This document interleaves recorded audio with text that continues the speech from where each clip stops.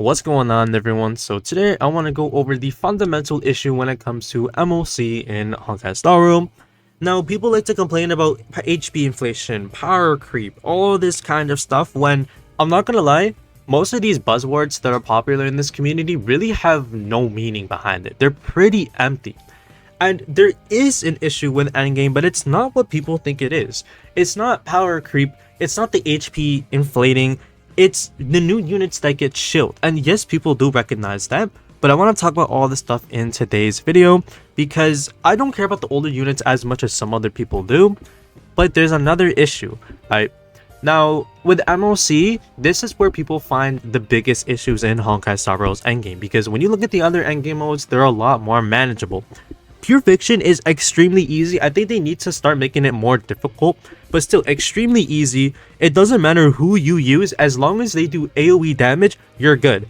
I slapped my old Acheron set on my Pela, and I still got 35,000 points.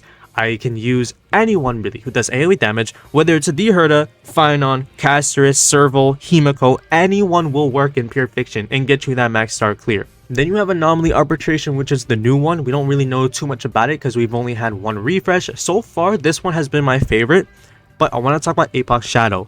This one, I think, overall is the best endgame mode in Honkai Star Rail because it has the HP inflation of MoC, but unlike in MoC, archetype coverage matters, and it matters a lot. There's a bigger emphasis on archetype coverage in Apex Shadow than in any of the other game modes. And this especially includes MoC.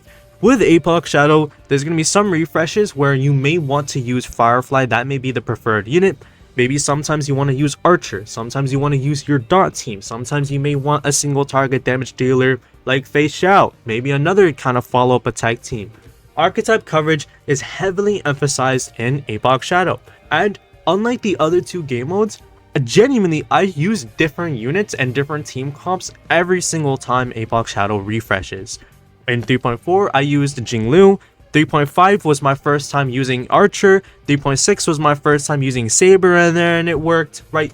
I use different DPSs every single time it resets because even though there's HP inflation, my older team comps can still work with certain stages, certain environments, certain enemies, which is beautiful. There still is power creep in Apex Shadow, but still, as long as you have the proper archetype, it doesn't matter. This one mirrors a lot more like Honkai Impact Abyss, where you need the archetypes in order to clear the enemies. Some team comps are going to be bad, and some are going to be good, whether they're old or new. MoC is the only endgame mode that I don't find fun at all, because unlike Apex Shadow, archetype coverage hardly matters. Even though we finally had a dot stage in 3.5, it didn't matter because it was really just a high ceiling stage. So it's not even about Kafka and Black Swan, it's just about having high ceilings or not.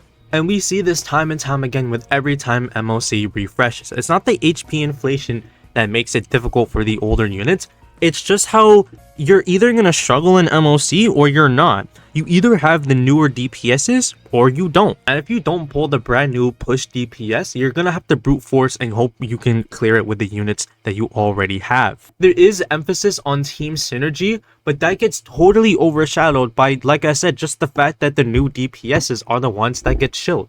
Think of Firefly. Again, this will probably not be my last time saying this, but regardless, Firefly shilled when she came out, easily the best DPS in game when she came out. The HP or the toughness bars of the enemies were pool noodles. Fugue came out, 3.0 came out, and now the toughness bars are insane, not possible to break through unless you have Fugue, straight up. Even with like a mono fire team comp, you could have the best Firefly team, and you probably won't get the max star clear unless you have high investment, no sustain, all this kind of stuff. And it's ridiculous how Firefly still has good damage multipliers, but the issue is even with investment, still you can't do anything about the toughness bar inflation, and we see this with every single DPS. Dherda gets shilled when she comes out. Now that she's not being shilled anymore, you can't brute force with Dherda. We see this with Aglaya, we see this with every single DPS, and it's only apparent in MoC because Apex Shadow, yes, the new DPS will always be good, but in the very next refresh, maybe they're not even going to be the best. right? Someone like Finon can come out in 3.4, and then 3.5's Apoc Shadow can have a dot stage and then a follow-up attack stage, and then you don't even need Finon to clear it, or you may not even want Finon to clear it. I think MoC should be a lot more like Apoc Shadow in this sense. Now, me personally, if I'm gonna play Honkai Star Rail long term, instead of playing the catch-up game 24/7 and always having to pull meta time and time again, I would rather have emphasis on team coverage. I think that's gonna be a more enjoyable way overall. Now, do I think that every single unit in the game should be viable like Genshin Impact? No. I don't think it should be like that at all. I do think that the power creep is fine. There's nothing wrong with the power creep. DPSs get power crept, supports get power crept slowly, sustains don't get power crept at all. I think there's nothing wrong with that. You can still use a power crept unit in Apoc Shadow if they're preferred. If you're fighting Hule, you can use Firefly and get away with it, even if it's like me, a zero investment, fully E0 S0 Firefly team comp in 3.5, 3.6 Apoc Shadow. The HP inflation, the power creep, none of it matters if the environment of the endgame just straight up doesn't allow you to use your older units. I think it's a shame. You just brute force with the new DPSs, and that's MoC in a nutshell. But that's about it for this video. What I'm essentially saying is, MoC inherently is fine, right? I think having the first wave of elite enemies and then the second wave having the boss, that kind of structure is fine. They just need to make the lineups different, and they need to add buffs, kind of like with Apoc Shadow, the selectable buffs, so that there's just as much emphasis on, you know, archetype and team coverage in Apoc Shadow as there is in MoC. But that's about it. I'll see y'all. Goodbye.